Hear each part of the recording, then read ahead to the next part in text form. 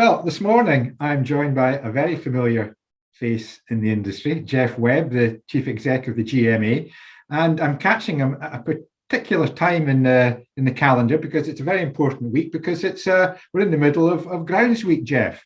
So thank you for giving me a little bit of your time in what will be a very busy week for you. Yeah, it's a pleasure, Scott. It's good to be back.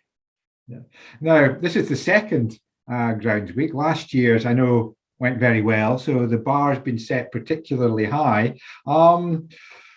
Just talk a little bit about the concept of the week and what it was designed for in the first place, Geoff.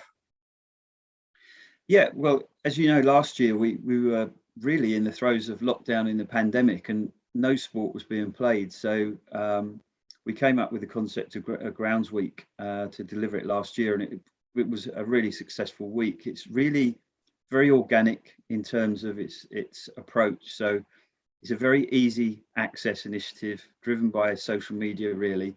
But as you know, we got some very good traction on the back of the initiative of the whole concept, really. And I think the difference this year is, like everything, sports suffered throughout the pandemic, and ground staff, we know, continued to play a crucial role during lockdown and do that to this day. And what we're really trying to do is reinforce the messaging that we built up last year with all the contacts that we made, where we've been able to do that at the highest possible levels and really put across what groundsmanship and grounds management does at the highest possible quality for sport to enable it to continue or restart in the future where it was locked down. Mm-hmm. So I think that's the kind of messaging that we've really been trying to get across this year, that despite the challenges of COVID-19 and all the recent adverse weather conditions, which I don't know about you, Scott, but it just seems to be getting worse and worse every year, it's reinforcing the role, but also on the back of some research we've done, because obviously people are frustrated. We know there's quite a lot of disenchantment, if you like, in some quarters, and we do hear and we do recognise that.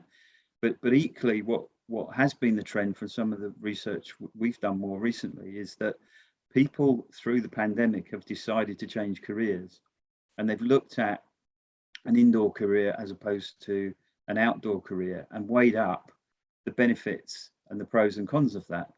And actually the ones that are winning are outdoor careers, such as sports turf management. So we're very much now banging that drum and using it as an opportunity to demonstrate that it's a great opportunity to get involved. If you are frustrated with a different role, there is a good community that we know that the sports turf management and the wider horticulture scene brings. And we also know that we flagged, I think it was back in 2019, just before the pandemic really took hold, that there is this ticking time bomb of a skills gap emerging as well. So we're trying to address a number of fundamental issues. And clearly, you know, we're not blind to the fact that pay and conditions is always a factor. And we're trying to improve the outlook on pay and conditions and basically educate people around that. But we spend so many hours at work throughout our lives, and it's important we enjoy and care about what we do. And the one thing we see, which is always with a capital P, is the pride and passion that members that we have bring to the table, bring to the services that they provide for everybody else, and opening up the knowledge of the players alongside that to how they're delivered in the first place, and respecting the role as well. Now, I know the big difference with this particular campaign is that we're shouting outwards rather than inwards. I mean, we've always been aware of the fantastic work that the groundsmen and groundswomen do within the industry, but it wasn't perhaps as well known outside. So the great thing about this particular campaign is going out to the wider population. Now, I know last year when we talked, you did say that you were getting some traction with the national media and you're getting some traction with Sky Sports, I think I recollect. How were you able to measure the success of last year's? The bar was set high last year, the success that you had, but were you able to drill down into those successes? Yeah, certainly we did, and you know, it was an outstanding success. And I think it will be difficult to achieve the figures that we got last year because really one big factor behind that um, is that we had an opportunity because sports journalists weren't actually able to cover sport being played. So we managed to break through in that window of opportunity. But what that did do is lay some really firm foundations going into not only what we're doing this week again, but what we've done throughout the course of the year. So, for example, I know we had a very big piece in The Guardian, which came quite a long time after GroundsWeek, but the seeds of that article were sown as a result of GroundsWeek itself. Um, and this year, we've just had literally yesterday, the feedback I can give you is we had 30 million coverage by getting GroundsWeek covered on ITV Calendar, the news program, which went out across the regions. And again, it was a wonderful sort of small snippet of the success and the power and the impact that you can get by having a coordinated approach. Now, we know that 1 week, as they say, doesn't make a summer, or a swallow doesn't make a summer, but it's the impact of what you get and then the momentum you get thereafter from taking that action. And I think what we expect to find this year is that we'll get much more, and I think we are seeing it. We're getting a lot of interaction on the second round of doing this. More trade and industry getting generally involved in it, and I've seen some wonderful quotes on social media about how people have said, "I've been in this job 25 years and I still love it." So, as much as we've heard some negative aspirations and frustrations, largely on the back of the pandemic, and you know, we know we're never immune to criticism at the GMA, and we take that on the chin, and we try and look at, you know, people's views and frustrations as much as promoting the good. It is a really good foundation, once again, to raise and heighten people's awareness. And we are in discussions again with Sky Sports and BBC News and all these outlets now. It's becoming easier to break through. And you as a journalist will know this, that you know, it is about establishing those relationships far wider than not just within the industry, but beyond that as well. And I think we are getting that traction now. Who within the industry is playing an active role for you this week? It's far-reaching. I mean, firstly, I've got to thank all the sponsors, obviously, and all the magazines proactively, like yourself, for getting involved in it. But it, you know, I've just literally seen this morning. I saw Ian Courage at Fleet over in Malvern Rugby Club with 4-metre lettering of GroundsWeek. You know, and I'm sure they'll have a drone up at some point to promote the fact. So from grassroots through to professional clubs. I mean, I saw Scott Tingley once again getting involved. You see Carl Stanley, you see John Ledwidge. So you've got professional sport. I saw a wonderful set of interviews that are being conducted by the cricket staff at Durham County Cricket Grounds.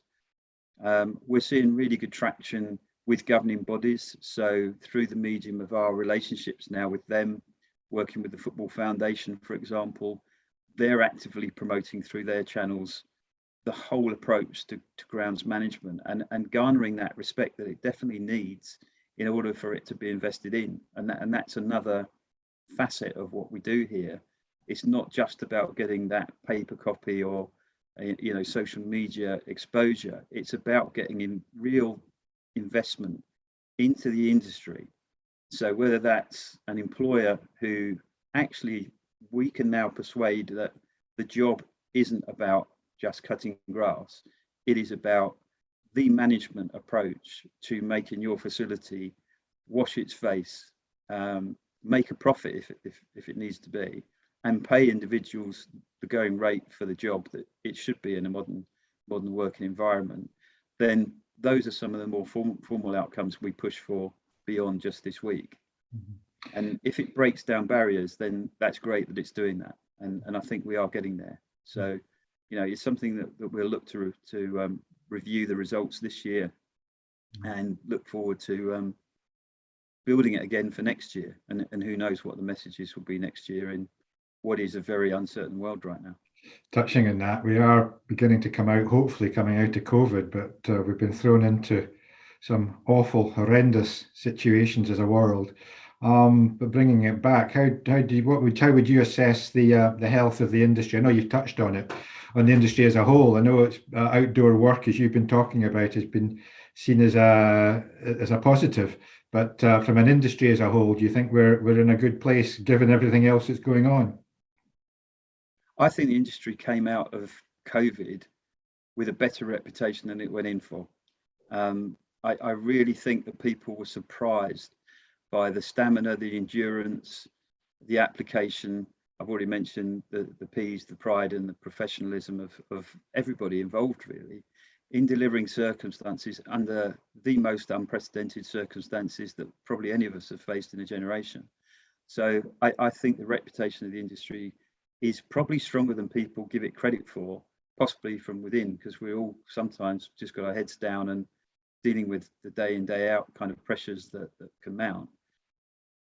We can't escape the fact that there is also pressures that drive, mental health issues, which we're all trying to tackle and manage and make greater awareness of those sorts of issues. But like I say, the evidence we've got is 77% of outdoor workers feel rewarded and have a strong sense of achievement compared to 47% of people working behind a desk. So you've got to promote and accentuate the positives as much as just talk all the time about potentially the negatives. And most grounds managers in our research actually love their job, and almost 90% are passionate about the sector.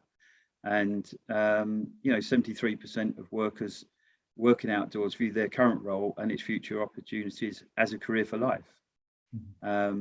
So I think we'll take a lot of the things that are being raised, and we look at that, and that we produce research periodically anyway, and we're going to go back and repeat some of the research that we did in 2019 to look at the trends.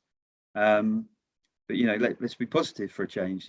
Being outdoors and being active is a good thing in itself. Taking pride in the end result is a good thing in itself. Mm-hmm. Working in sport is a good thing in itself. The day-to-day variety, another good thing in itself. Learning new skills, a lot of people are motivated by that. I mean, we've had discussions with people. In fact, the ITV article starts with somebody who was working in the legal profession and is now taking up grounds management, and he's loving the job. So I think there's real opportunities if we embrace it and take an open mind to what's the future workforce going to look like, and how are we going to sell ourselves as an industry. Whether it's not just working on the tools, as they say, but there's some great companies that we know, that we see at Soltex every year. And I think, you asked me about how's the sector doing. It's been the most difficult period that I can ever remember, having the responsibility to deliver a trade show like Soltex. And I'm sure, Jim at BTME has had similar issues. But the response that we got last year was just outstanding. I mean, the visitors that came along, the comments we got back, the interaction and the commitment that our market made to Soltex just demonstrated to me that there is a buoyant market. There is actually a large group of people who all want everybody else to succeed. So if we all work together, we're stronger and we stand together better, rather than maybe beating each other up, which you and I both know that is a legacy issue of this industry at times. But I would just say at these crucial times, we all need to come together. We all need to recognise everybody's efforts. And I would hope that through initiatives like this, that people could see the good that the GMA are trying to produce here and get behind it and support it. And we can't do everything on our own. We need everybody to help wherever they can with whatever initiative they want to get involved with. But we're better together. That's the message. Now, you mentioned Soltex. I have seen very positive reports going into Soltex 2022. You must be delighted. And as you say, it was a good platform last November. So you must be pleased about things are progressing for this November. Is it November or October? I can't remember the dates exactly. Yeah, it is November.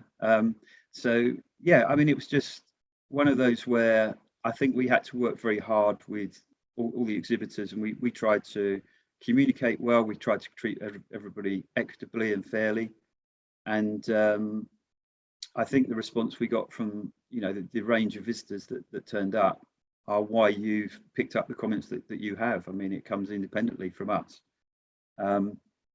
We always want higher figures, but I think in terms of the timing of the event, given the backdrop of COVID surrounding that event at the time as well, it just shows faith in that trade show. And yeah, we're building for next year now, and hope to deliver what will be the, I think, 76th edition of it as well. So. Wow. Well, Geoff, thank you very much for giving us a little bit of your time this morning. I know it is a busy week, so I do appreciate that. And I look forward to seeing you in the flesh sometime before too long, perhaps in Harrogate, I don't know. But thanks very much, Geoff, and speak to you soon. All the best. Thank you.